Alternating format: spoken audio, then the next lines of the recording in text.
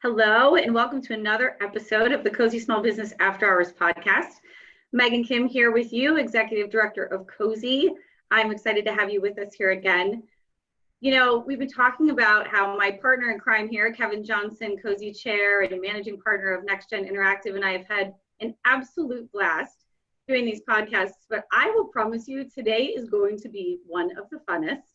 Our guest today, every single time I'm with her, I laugh. I learned something new. She inspires me. She's amazing. And I'm very excited to have Kevin introduce you to who we have with us today. So Kevin, I will hand it over to you. Megan, thank you. I'm so glad to be here for another episode. Today we have with us, I'm just jumping to it, Cheryl Perez of Cheryl C. Perez Brands. And they focus on business development. And I always tend to refer to it as operations, leveraging sales and marketing tools and techniques. And Cheryl is just one of those folks who is just amazing in that space, exceptionally creative. She also is I think she's probably only the second, maybe the third person in the series that we've done that's actually been a COSE Board member, a COSE member and a COSE Board member. She also chairs our Government Affairs Council. So we're happy to have Cheryl join us. Cheryl, welcome. Take it away. Thank you guys so much. I am so excited. Thank you for those words, Megan. I needed them today. They gave me life. You know, you have those moments, as all entrepreneurs do, where you're kind of plugging through the day and you're like, am I getting anything done? Am I really accomplishing anything? And this was one of those days for me because I felt like I've had so many calls and I've got all this list stuff. But it was great to hear those words. It's gonna motivate me through my already scheduled late evening tonight. So I appreciate it. I love it. And I love chit-chatting with you guys, talking to you guys. You're kind of like, you know, like my peeps. So I am totally pumped to be here. And I love talking to you because your story is always evolving.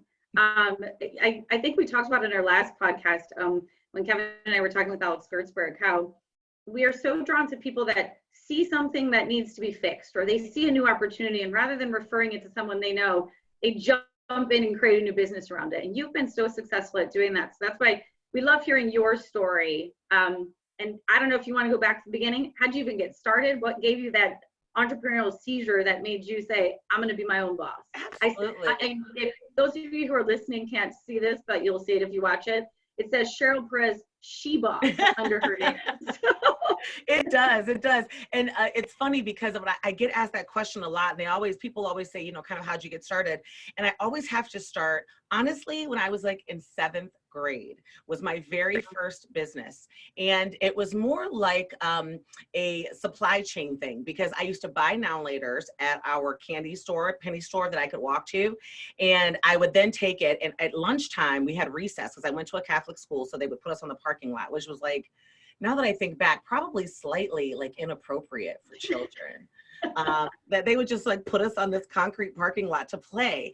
And the church stairs, because most Catholic schools are like attached to a church. So the church stairs led, like they were huge and they would lead down into the parking lot. And I would sit there for the majority of my recess with my now-laters. I would like set them up. I got little boxes and I'd have them separated by flavors. And I became known on the playground as the girl you could go and like buy now-laters from. So I'd buy them for 10 cents. I'd sell them for 25 cents. Supply and demand. Like, you're not even supposed to have candy in Catholic school. So I was also probably a bad influence under that idea.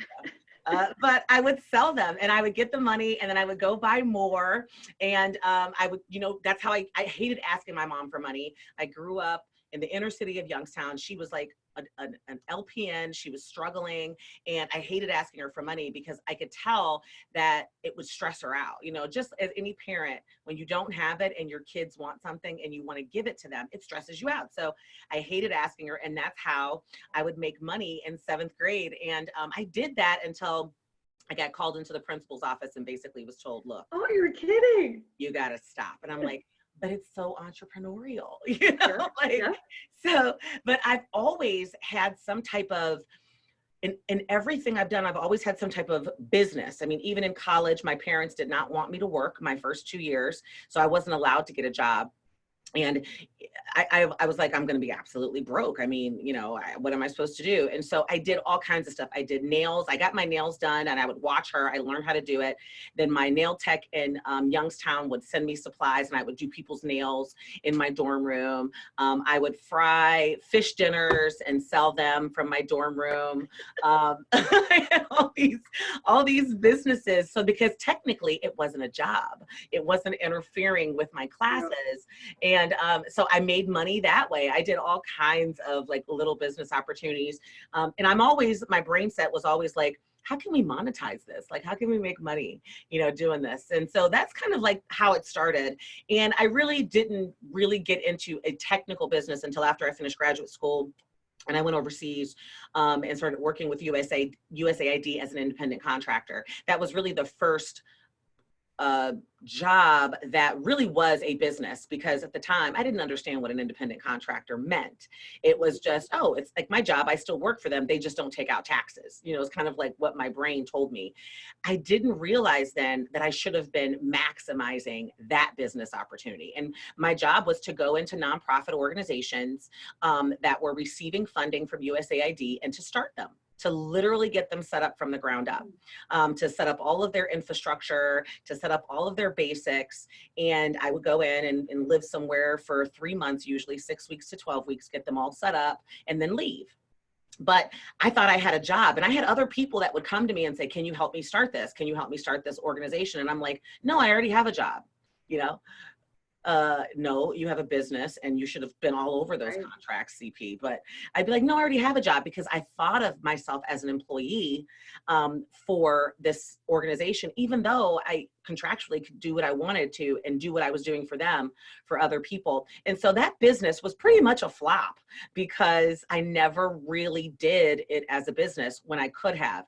I was still in that 9 to 5 mentality, right? I was still in that. You know what, Cheryl, one of the things that comes to mind when you say that is that so many of us, particularly that went to school a while ago, okay, we were focused not necessarily on entrepreneurship as young people are today. We were focused on education, career. Yeah. And so you didn't see the opportunity from the standpoint of entrepreneur. You saw and thought job. And I totally get it. I totally get it. That's exactly what I did. And it was, now that I look back, I, you know, was frustrated by my lack of recognition that I turn everything into a business, because I didn't really identify as an entrepreneur. I was a little Black girl in Youngstown. There weren't other Black female CEOs. There weren't other Black female entrepreneurs telling me you can do this. I was supposed to go to school and be a lawyer or be a nurse or be a teacher. And that there was never that influence in my life to tell me, oh, this is exactly what I'm doing. So I just didn't know. And then, you know, I came back home and continued to do consulting contracts on the side, because I did still have a network of people that would send folks to me, but I couldn't go on site and start them. So I would do grant writing, set up fundraising plans, just different aspects of things for nonprofits, and now for entrepreneurs who wanted to start their nonprofits. And I've always thought of it, even as a nonprofit builder, I should say, that nonprofits really should be structured very similarly to businesses. And so, you know, I used to say, well, yeah, but your fundraising is really your sales team, you know, or you have to really market. You have to do your marketing as well. Because nonprofits were like, we're grassroots. We're just going out there and serving the public and not necessarily functioning like a business. And so that was kind of my blue ocean. I used to teach them how to set up their nonprofits and think as entrepreneurs and run their nonprofits as businesses versus, you know, just your traditional thing. So that was kind of how I started. And, you know, it evolved. I loved it. I did decide to go back into corporate. I started working in sales. I worked for a nonprofit first in fundraising. And then I said, you know, actually a really good friend of mine, who's now my husband, at the time was like, how much money did you just raise? And, you know, I think I'd raised like $1 million or something. And he's like, how much of that do you get? And I was like, I don't get any of it. I get my salary. Like, I can't get any of it. And he's like, yeah, maybe you should volunteer for nonprofits and get a real sales job, because you'd have made like $100,000 off of that one little fundraiser. And it got me thinking, yeah, I guess for-profit might not necessarily be a bad thing. So I decided to start playing around with different aspects of sales. I always loved healthcare. I always loved the business side of things because my mom was a nurse, her mom was a nurse, everybody was nurses. And I said, all right, let me look into the business side of healthcare. What does that mean? And of course, insurance kind of came up, and healthcare benefits and benefits consulting. And so I decided to start working for United Healthcare. And that really did begin my belief. That experience, while it was amazing and I loved working there, put the nail in the coffin for me that I was not destined to work in corporate 9-to-5 world. I just wasn't. So let's pause there. You started a traditional path. You did an undergraduate degree. Did you do a graduate degree right after that? I did, right after that. So then you did that, and then you started working and found out a little bit that, you know what, I know what this is, and I'm not long for this world. Okay. Fast forward from there to where you are now with Cheryl C. Perez Brands. What's that look like? How does it take where you've been and actually manifest itself into businesses that you're doing right now? Yeah, I've always come back to that same notion of helping entrepreneurs realize their dreams. And that's kind of like my why. And I really didn't know that was my why until I actually started doing trainings on finding your why for other people. And it forced me, the very first time I did the training, I'm like, of course I've got to go through it because I have to be able to teach this. Right. So I had bought Simon Sinek's book, which is absolutely one of my favorites, Know Your Why. And I read it and I'm like, oh my God, this is it. This is the key to happiness and marketing genius. Like, the two together. Yes, Simon. My mind was blown. And I watched his TED Talk because I'm a big TED Talk advocate. And I've always dreamed of being, a TED Talker. And I read his book and started teaching it. And when I did my Find My Why exercise, I realized that my why was always the things that fundamentally made me feel good in life was helping other people achieve their goals and achieve their idea of success. And I love that. I love helping people grow. I'm kind of like that. I'm that friend that annoys all of my friends. The one who they'll say, I think I might want to do something. I think, we go to a Yankee candle party. I think I might want to sell candles. I'm like, perfect. Pull out a napkin. We write down a business plan, like over drinks. They're like, not right now, Cheryl. I didn't really mean let's do this right now. I'm like, oh no, we got to put this business plan together because you can make an extra $2,000 a month. What's your goal? So I realized at that point that that's my why. And I always do that. And so my business now is really fulfilling because for a while, I focused on helping people grow by developing their teams, right? In HR, developing their HR processes, creating the right procedures. And even with those clients, as we would begin to talk, I realized, they would come to me and be like, okay, so how do I teach these folks that I'm hiring how to do their jobs? And then I would say, well, you've got to create the process that you need for them to do. You've got to give them something. And then we would get into, well, I don't have any processes documented. I don't even know what they're supposed to be doing. So then we would start working on stuff outside of HR altogether. Like, this is the step-by-step for this person's job. This is how you train them. And that coaching just kind of continued to evolve for me. And I love working with startup entrepreneurs, like with their basic infrastructure, but I also love working with what I call your step-up entrepreneur. They're in that growth phase. They are ready to take it to that next level, hire out their team, build out their business so they can gain that leverage to ultimately get to that freedom place. And that's been my evolvement over the years, from starting with nonprofits and helping them start all the way to now. I just help really coaches, consultants, speakers, nonprofit organizations, and then product-based businesses that are online, so that sell digital products or that sell physical products online. That's kind of my niche, because those are the businesses that I've started over the years and that I've created all the stuff behind the scenes that I can share with others. Do you have like a core to all of this? Like, I know there's big BIGHR. Mm-hmm. And so talk a little bit about that. And then a lot of these other things kind of spun off from that. Yes, Big HR was a natural progression. So we were in benefits. So I started a benefits agency, and it was really large. And then the Affordable Care Act happened. And it created the need to pivot. Right. And I had always been on the side a consultant for businesses and entrepreneurs that would help them figure out stuff, just stuff, you know? And so in order to offset the loss in revenue that we were going to experience due to ACA, I said, we've got to add consulting services, full-fledged benefit consulting services to help these clients create everything that they need in order to have a strong benefits package and go along with the compliance. And so we slowly started adding services that were aligned with benefits because that's where our existing client base was. Mm-hmm. And ACA took away like 40% of my revenue. Wow. So I had to make up that difference. And I realized I was very scared. I was actually terrified because we were a nice little comfy humming along machine. I mean, I was down to maybe 22 hours of work a week. I was like, no, I'm going to go shopping in the morning. I don't have anything to do, you know? I was finally at that place of freedom and I was terrified. And I had to pivot. I realized that we had created a lot of processes that could translate into any product or service that we decided to sell, which is then what convinced me that other people needed to have this knowledge and have this information as well, because you can. And one thing about entrepreneurs, we will have 50,000 ideas in our entrepreneurial journey. Like, we always want to start something new. We always have a million ideas. We always want to do something else fun. And, but how do you make sure that you can start that next business, even if that isn't necessarily your skill set or something that you have a lot of experience in? And I'm a firm believer that if you've got the basic core processes in place, you can plop any product or service into those processes and have success. And so for a year before I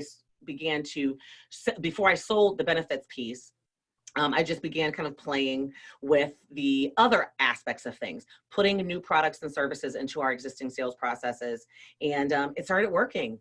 And now, you know, it's like my core is when I meet with a potential client, we talk about their entire overall organizational business. We talk about where their weaknesses are and where their strengths are organizationally, and I hone in on, okay, so you don't have any HR practices and processes in place, so you've got a team development problem. You don't necessarily have good sales process or marketing processes in place, so you've got a leads problem. And oftentimes you are the person that's kind of doing everything behind the scenes, so you can't delegate any of your operational stuff. You are the business, right? Yeah, before we can hire anybody, you got to know what you want to hire them for. So as an entrepreneur, my philosophy is there's always 3 stages. There's the do it stage where you're doing everything and you got to get through that. You got to do everything. It just is what it is. Then there's the documented stage where you are ready to gain your leverage and look at expanding your team, but you've got to document all the stuff that you've been doing. You've got to document it. And then there's the delegated stage where you've documented it and it's time to hire your team. How do you do that? What do you build out so that you can gain that leverage and really grow? And so all of my clients kind of now are going through those phases. You're starting up, you're doing it, we're documenting it, and then we get to the delegation. And I think that's an interesting progression, because I think that as small businesses become successful, it's necessary to maintain that success by scaling. You can't scale unless you have those processes in place. And oftentimes it's really not until you're ready to scale that you realize, how am I know where I need to go, but how to get there is a whole different animal.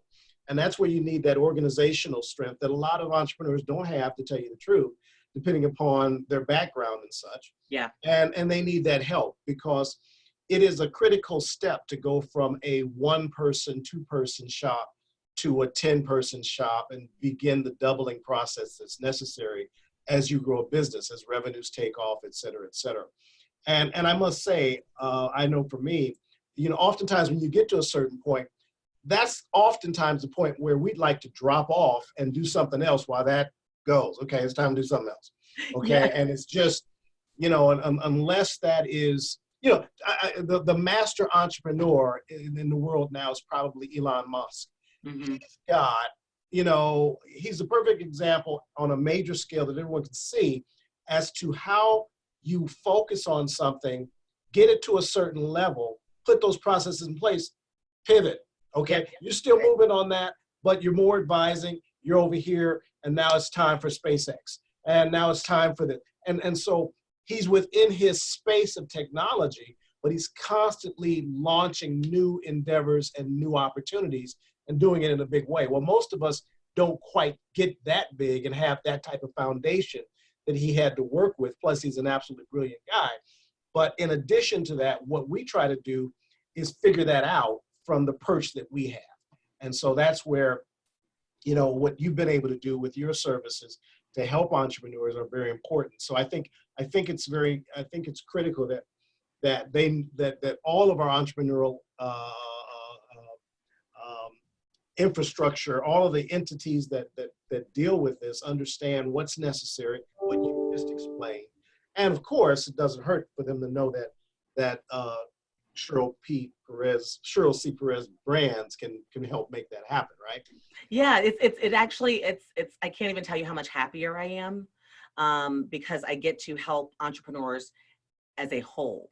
You know, I loved when we were just focusing on HR and building that infrastructure because that's really important, you know, for most small businesses. And we still do, you know, a great job at that.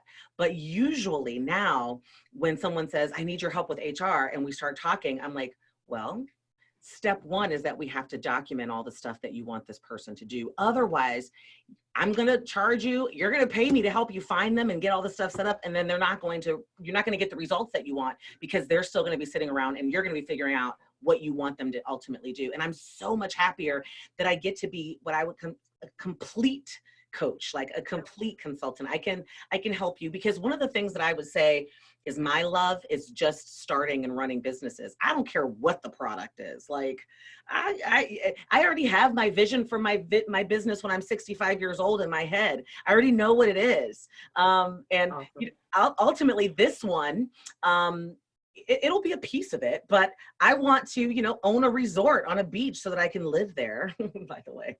This is why we're going to stay friends. We're going to stay friends. And you know, it's like that whole part of manifesting that mindset piece that I talked about in the very beginning that I didn't have, which slowed down my progress. I spend a lot of time now really looking into and taking action towards that future goal. My future goal, I want to own a resort. I'd like it to be 5-star. I'd like it to have bungalows. And I ultimately don't want it to be open to the public. I want to work with organizations that want to bring out their teams and do like leadership or team building development. Very cool. And I can rent out the whole place, live in one, obviously, have my grandkids come when they want to. Own this island and just do team building and development and, you know, live like this luxurious life on a beach and still have some business from it. And so I watch, I am subscribed to several real estate sites that have islands for sale. So I'm always looking at them, even though it's not like in the next 10 years, I know that if I begin to think that way, I will continue to build right now towards that ultimate goal. So that's right. That's right. You talk a lot about, I mean, we've talked a lot about how you help other businesses and how that's really been purposeful for you, but back to that finding your why and thinking about that next generation. I know that you do a lot with mentoring too, and maybe even a little bit specifically on young females and how you start to help them think about. Talk about that a little bit because I love that piece of you as well. It's my favorite thing in the world to talk to girls and see the looks on their faces when I say to them, have you ever thought about starting a business? You know, and, you know, I had a girl, I did a speech at my old high school in Youngstown. And she said, oh, I want to be a hairstylist. And I said, awesome. You want to be an entrepreneur? And she was like, no, I want to be a hairstylist. And I said, you mean like work for like Great Clips or something like that? And she's like, no. I mean, you know, I want to have my own shop and, you know, I want to have my own clients and my own customers. I said, that's being an entrepreneur. And she was like, is it? I said, yeah, you'd be the CEO. And her eyes just got so big. It was like no one had ever said to her before that that's in essence what she would be doing.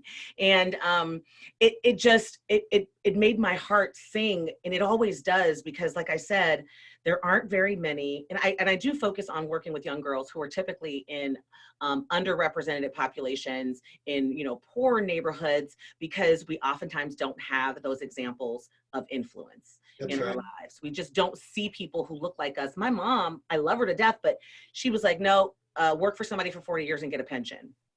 You know, and I was just like, that just doesn't sound like anything that I would find sexy. Like, just, Right. But you know what? And to her, you know, to her credit, that's what the model was, right?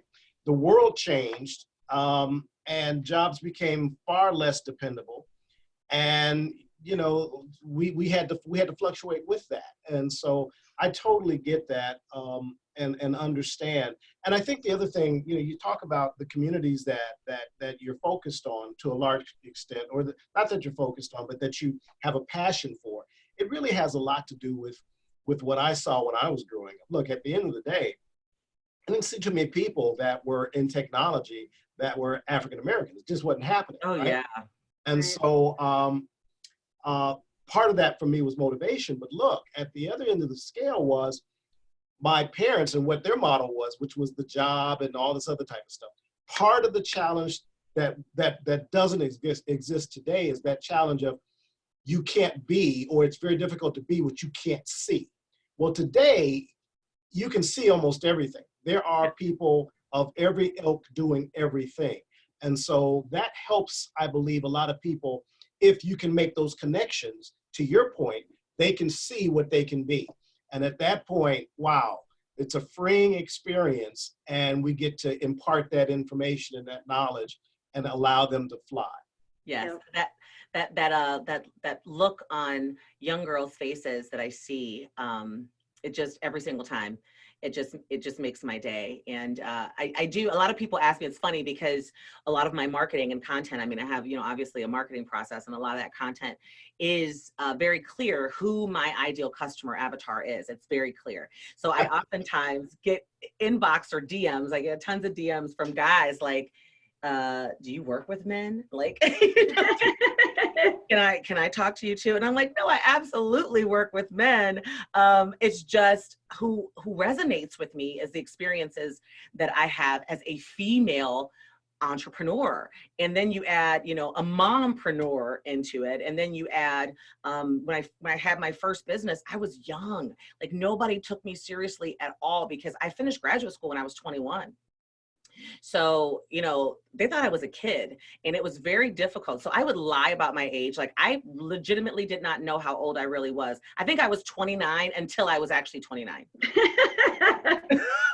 I was like, how old are you, 29? And I don't know why I picked 29. Maybe 30 was just too much for me to emotionally handle at the time. So I would pick Megan, the flip side of that story is, don't expect her to tell us the truth out how old she is today. Yeah, right. She's still 29. I would totally bump it up now to, like, because 29, I was a mess. So I would totally bump it up into the 30s. I'm totally comfortable and actually feel really good about that. But at the time, they're like, how old are you? I'm 29, you know, and I wasn't even close. I had a female mentor who told me one day, and I was trying to get a promotion, and she told me that I wasn't bitchy enough. And that was a huge learning lesson for me because, of course, I am a perfectionist. So I analyzed what that meant for like 6 months, like literally. And then I realized, you know, maybe that was a bad choice of words, but what she meant was I was constantly trying to please other people. And she would look at me across the room in a meeting, know that I had an opinion on something, but also watch me not say anything. Yep. Because I would just say, no, I'm not going to say anything. They're going to think I'm dumb. I'm a girl. I'm young. And she was just like, I could tell she would get annoyed with me. Now, looking back after she told me that, I realized that those looks were looks of annoyance and not looks of, why aren't you saying anything? And when I went back to her, I'm like, I get what you're saying. She's like, you can never be ashamed to be who you are. You have an opinion, you know, you're very well read, and it doesn't matter how many men are in the room, you have to say what you have to say. And then I went to the opposite end of the spectrum and had a hard time shutting up, period. But She was amazing. And I haven't seen her in, I don't know how many years. And if I walk up to her and if I saw her, I would give her the biggest hug, because at the time she made me cry. But now thinking back, she really truly was looking out for me, and telling me that it was okay. And she was the first person. She was the executive director of a large nonprofit. And she was like the first, woman that I had seen in that kind of a position of power, and coming from her, I was like, that's how she got there. She was just bitchy. And I was like, but I'm not bitchy. I can't be bitchy. Like, that's not my personality. But I could speak my mind more. It is interesting, put the adjective in that you'd like, but it's interesting, particularly for women, I think, to be comfortable in the world that they're in and be themselves. The issue that I think you went through is that you had to be yourself and figure out how to be forceful in being yourself. It's nothing worse than trying to be someone that you're not. You gotta be comfortable in your own skin, but then figure out still how to be effective. And I think that women have that challenge. But I also know that absolutely every workplace and every environment where there are women that are functioning, I was just telling Connie that this the other day, they work better. Now, they work better if there's diversity in the room. But they work better if there are women in the room too. And I just think that sometimes, and I grew up through this, there's so much darn testosterone in the room. It's like, can you just look, and it's like everybody's, and so I just think that organizations that are too male dominated don't make the progress that they could.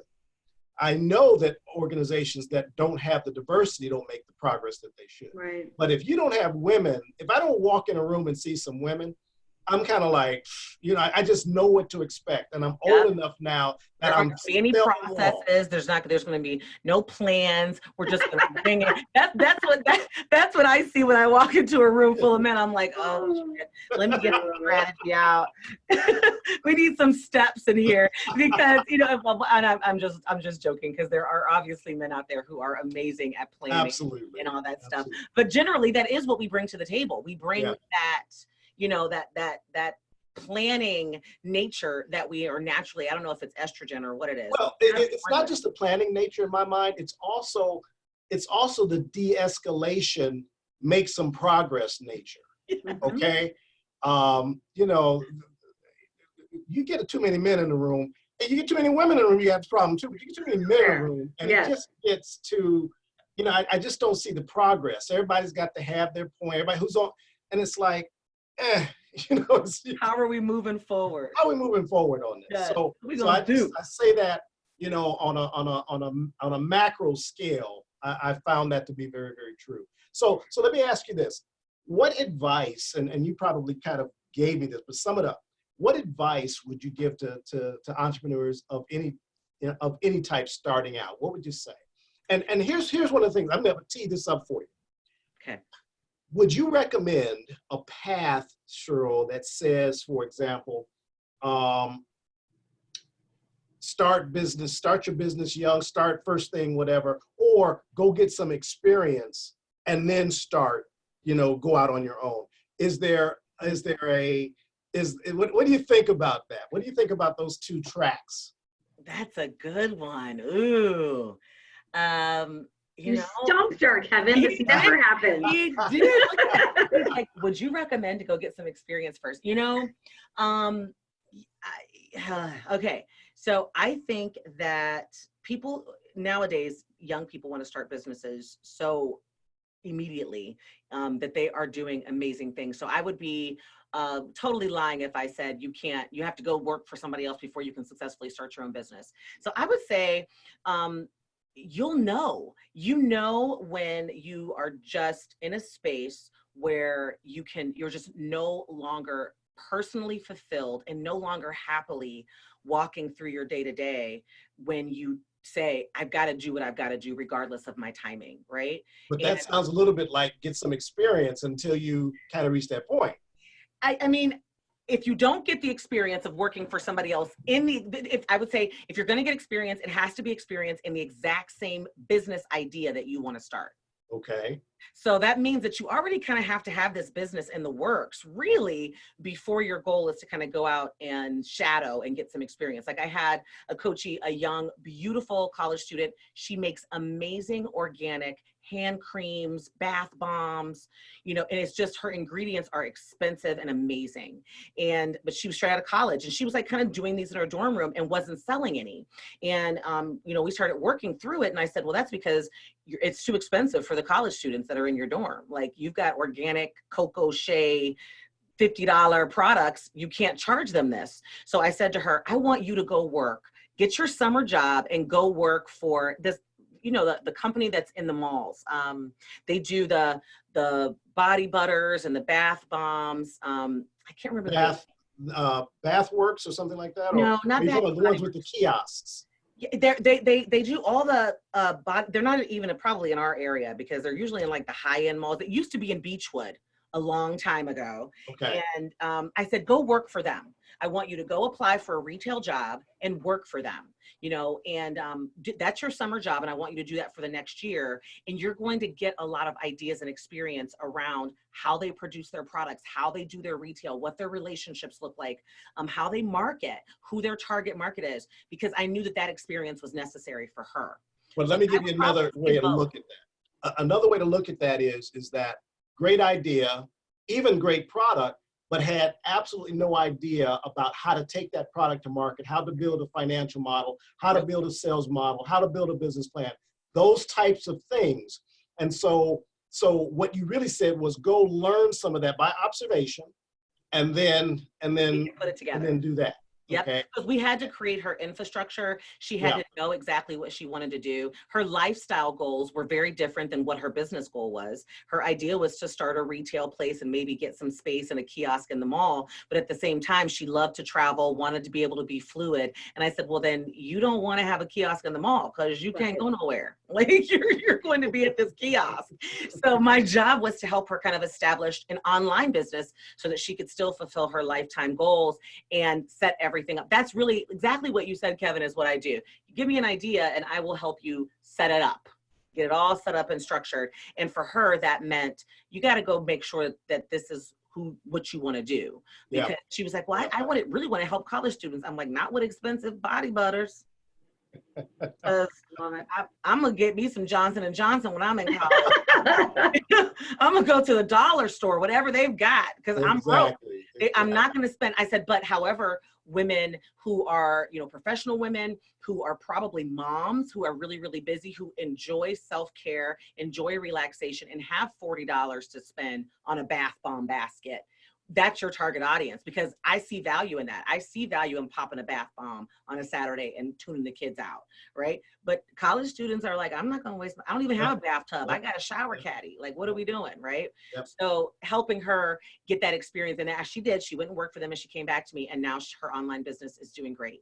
Yeah, and see, that's a great story. And I love the whole aspect of, you know, one of the things we've got to be able to do when we dole out advice is meet people where they are, understand the gaps in their model, and then right that ship toward what's going to be successful. And here's the key: successful for them, right? Yeah. Because, you know, everyone has a different journey, and everyone has different expectations, different dreams, goals, and desires. And depending upon what it is they're trying to do, their path is not going to be just like someone else's path. Exactly. And we're getting towards the end of the time, but I can't stop this because I have a question for both of you guys that I would love to just get as we close here. So both of you also work with your spouses, and you have sort of family businesses in a sense. And I know we have tons of COSE members and people who are probably listening to this podcast who are working with family members, and sometimes that's good, sometimes that's bad. So what's your advice on how you guys have made that work? And what are the really amazing things about that, and what are some of the not as amazing things about that? Cheryl, you're up first. He's like, is Connie listening to this or not? Always assume the spouse will hear it. Well, you know, it's funny because I'll probably be off the hook, so I will go first because as you guys know, I have CPTV, which is a YouTube channel, and you can find it at Cheryl C. Perez if you go on YouTube. And my husband and I did an episode on how to be in love with and as a she boss.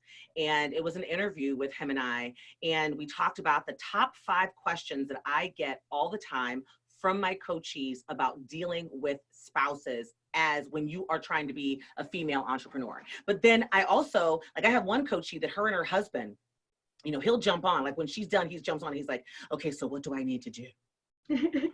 And we did this entire episode on it, and it talked about the top 5 things. And, you know, we talked about decision making, you know, how we deal and navigate with decision making, working together, and then also being at home.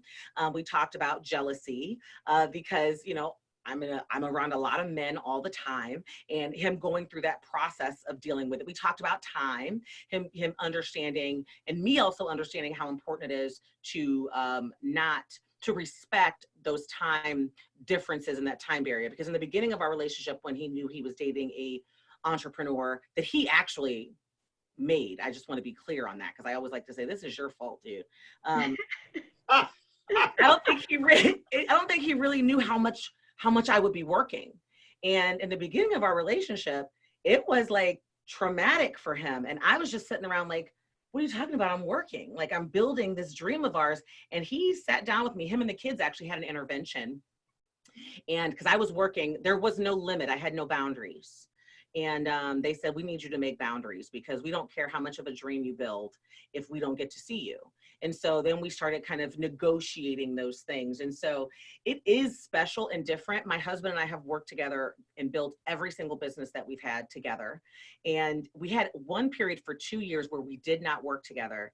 And our relationship, I call that our rough patch. Now, Rico didn't even know a rough patch existed. Like, he didn't even recognize that it was taking place at the time, which means that my rough patches aren't rough enough. That's just how smooth you are. Yeah, right. I'm like, what do you mean? We were at a Mexican restaurant, Jay-Z and Beyonce. This is when they were going through their thing, and they made it through it. And I said to him, aren't you just glad? Because I love Jay-Z and Beyonce. He's like, I said, aren't you glad that they made it through their rough patch? I mean, I'm so glad that we made it through ours. And he goes, rough patch? What was that? He's like, this is a true story. He's like, rough patch? I didn't even know we had a rough patch. I'm like, yeah, it was like 2 years long. He's like, damn, we had a rough patch for 2 years? Like, he had no idea. But it was during that time where he wasn't working with me, because I am very, you know, like, we spent a lot of our alone time talking about work, catching up on work, versus now we catch up on work at work. And when we go home, we don't catch up on work. When we're alone, we don't catch up on work because we're already filled in. Well, when he wasn't working with me, we spent all of our time getting filled in. And so our lives pretty much involved working away from each other. And then when we were together, talking about work. And it was affecting our relationship. So I've worked with my children. Some of them have been good. Some of them have been not so good. But I would definitely say for us that working together is a better fit, and we do navigate it very well, with the exception of the fact that he hates when I tell him that he's done something wrong. You know, we just have to go through a whole like disciplining. But I've written a whole process for how to deal with that. Like, he knows. I'm like, come into my office, have a seat. You know, the whole dynamic. I sit on the other side. I'm like, look, I need to be able to give you feedback if we're going to continue to work together. Is that bi-directional? When you do something wrong, does he do the same thing? No, I'm the CEO. No. That's what I thought. Yeah, okay. Yeah, you see the she boss on there, right? No, Yeah, no, no, it's true. He does. He tells me he's my level head. He's my level head. Because as an entrepreneur, you know, my visions are all huge. They're all the way out here. And he's always like, bring it home, bring it home. How are we going to do that? You know, yes. That's great. Mm-hmm. So Megan, I'm going to plead the fifth on that question. Next. No way, Kevin. No way. Look, I will tell you that it can be challenging because what you're dealing with, Megan, is you're dealing with these type A personalities, and that's very, very that's work in and of itself. I'll just say it is. There's a yin and a yang to Connie and I, and the good thing about us is that we each have our own business. So I work more with her in her business than she works with me in my business. My business is very technology centric. That's not her space. Her business, I was there at the onset of that business. I helped with the business plan, and she took it and ran with it. I was doing my consulting, and she wasn't in my space at all. I was always in her space.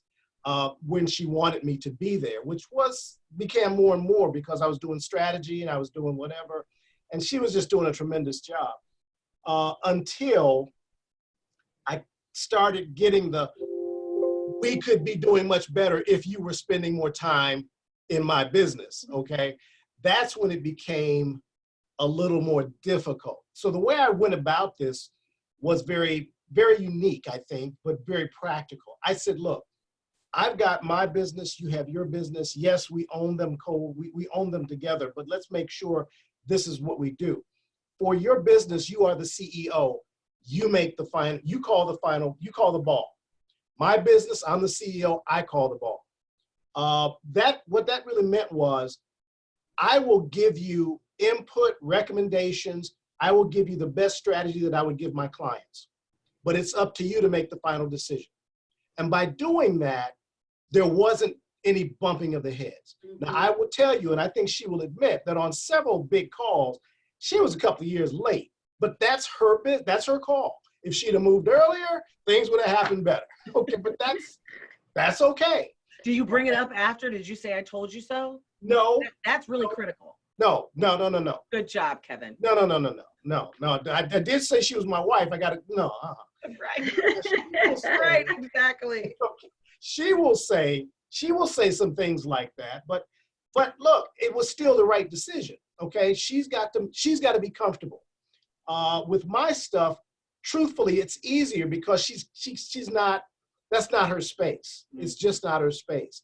And so I've got a partner over there I work with now, and I've got a third business too that is purely consulting, and that's just me. And so during our early days, I was doing the consulting. I was all over the country. I was over the world, and she was really busy with visiting angels. In fact, the only time she wasn't busy with visiting angels when I was going to someplace really nice. If I was going to Paris, all of a sudden she was not busy. Okay, it was amazing. Right. Brilliant woman. Brilliant. Yeah. I knew I liked her for a reason. Yeah. All of a sudden, here we go. Okay. So where are we going? We going to Hawaii? Oh yeah. Yeah, right. I'll be there. Oh, she got a PhD in Hawaii.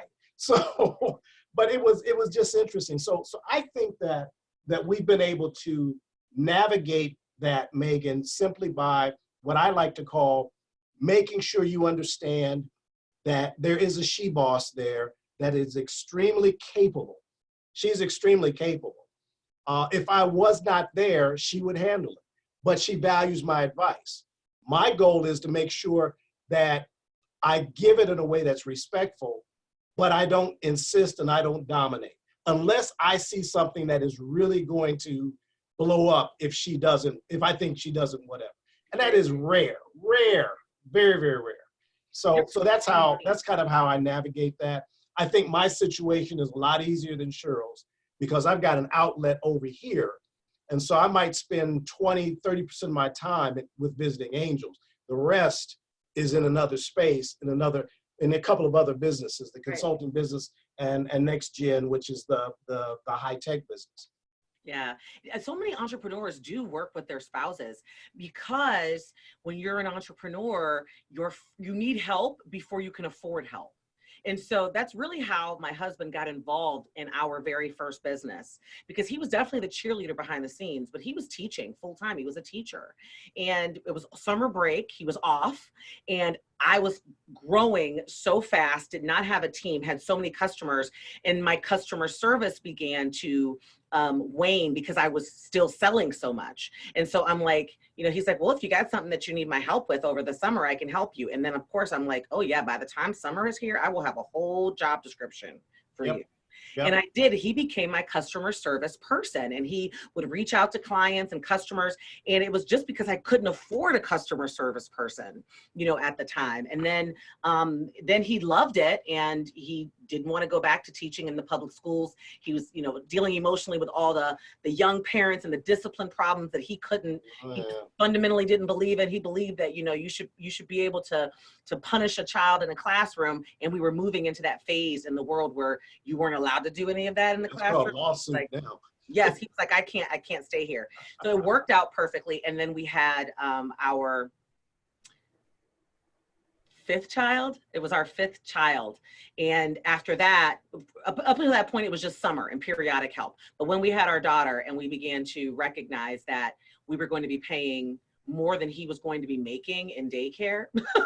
So at that point, I'm like, no, it just makes more sense. And he was like, I love it. So he was my first customer service manager. He oversaw all the customer service team. And then when I had to incorporate training, live training of my team, he was a teacher. So and I think that's the key. You know, you were able to maximize his strengths, and he was able to leverage his strengths for the growth of the whole. And I think that's what happens with Connie and I. We're good at different things. Connie's a bottom up, you know, granular, the details, all that. I'm a top down. You know, I'm at the macro, coming down to ideas. I'll get you here. Here's what you got to do. But I want to hire somebody else to do it. Okay, I'm like, I'm over here. Okay, I can give you the dance steps, but yeah, I get bored quick. I don't want to be doing that. Yeah. And so she's really good at that. And figuring all that out. So it works really, really nice. And everybody kind of stays in their space, little overlap. It has worked. It's all good. Yes. Great. So Megan, that's a long answer to your question. No, it was such a good answer. And I know with the three of us, we could talk on this thing for like another hour. So that means, Cheryl, you have to come back for another episode. So we told you this one would be fun. Thank you for joining us. I hope everyone got themselves a cocktail during this, because I know, right? Yeah, thank you so much for having me. We gotta do something fun again, and next time I'll know to bring a cocktail. Because absolutely. And we'll talk about some other things that you're doing, some other things that are going on with your work with COSE in the nonprofit world, the business chamber. We'll figure all of that out. But somehow I knew that this was going to be the outcome with when we had you on here. So thank you so much, Megan. As always a ball. Thank you.